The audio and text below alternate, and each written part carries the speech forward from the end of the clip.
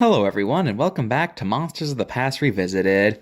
Nature's kind of funny, isn't it? You know what they say, it abhors a vacuum, so anytime a position is open in nature, a creature comes up and takes it, and then they end up looking like the previous guy who had the job, and the cycle of life goes on, and on, and on. And we're talking about such an example today. These are the Icthyosaurs, fish lizards. Now let's address something right here, right now. Their body shape. They look almost exactly like reptilian dolphins. And no, there is no relation. These guys are prime examples of convergent evolution. That's when two unrelated animals develop similar body plans thanks to having a similar niche in the ecosystem. So because they had a similar role to dolphins, they ended up looking like dolphins. Ichthyosaurs, when first discovered, were, rather fittingly, thought to be fish. And over the decades, all kinds of things were ascribed to them. If it was a sea animal, they thought Ichthyosaur was an ancient version of it. Some even thought they were a transitional species of some sort. And as for its body, yeah, no one really knew how to reconstruct it. Yeah, what you're looking at right now, that's meant to be an ichthyosaur. This looks like those things they put on medieval maps. However, later on, thanks to how well fossilized ichthyosaurs end up always being, discoveries were made showing bones, in addition to a silhouette of their full body, showing where their soft tissue would have been. Finally, showing us the dolphin-like reptiles we know it today. Like I just said, the ichthyosaurs have very well-preserved fossils. In addition to the previously mentioned soft tissue silhouettes, we've also found pregnant ones showing they gave live birth. Well, I mean, that's probably should be obvious. They don't have the body shape to go on land, so I mean, what else would they do? But you know what I mean. It's cool to find pregnant fossils. That's awesome. Some ichthyosaurs, like Ophthalmosaurus, had large eyes, which could help them see in low-light environments, and we've even found fossilized blubber, indicating cold-water ichthyosaurs are a very real possibility. There's fossilized skin impressions showing that they would have had smooth mammalian skin due to having incredibly tiny scales, and some even think we have their coloration available, though this is debated as to if those are actually color cells or not.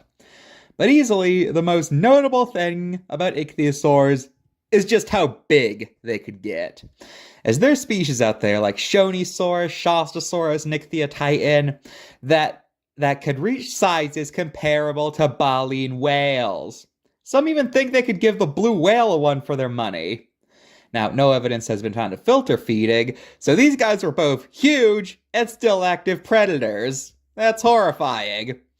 But I think the most notable thing about these large ichthyosaurs, most of them came pretty early. Yeah, all three of these guys are from the Triassic. So ichthyosaurs got smaller as time went on. Now, this probably indicates that their lifestyle did not favor bigness or whatever, but you know how it is. It's quite fascinating. Speaking of the Triassic, that's when ichthyosaurs first appeared, but due to just how much diversity they had even from the beginning, led some to speculate they first appeared during the Permian, though more evidence would be needed to say that concretely. Ichthyosaurs flourished throughout the Mesozoic, but sadly they didn't even make it to the meteor.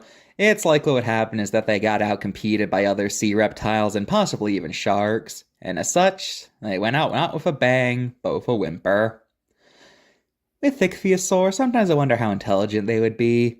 Like, just because they look like dolphins, that obviously doesn't mean they'd be as smart as dolphins, but I do wonder sometimes. I mean, those thoughts are why I love paleontology so much. Now let's get to the ichthyosaur card.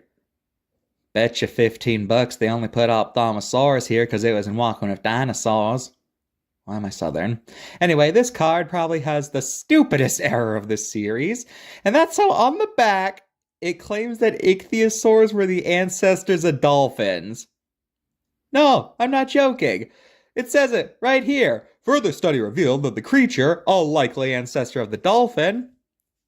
Okay, maybe they were talking about what people thought the creature was beforehand and times have changed, but that was worded pretty poorly and can easily be mistaken as such if that was their intention. Also, Ophthalmosaurus likely did not live to the end of the Jurassic period, but it also could have. It's hard to explain. Ophthalmosaurus has had issues with being a wastebasket taxon, so yeah, 8 out of 10.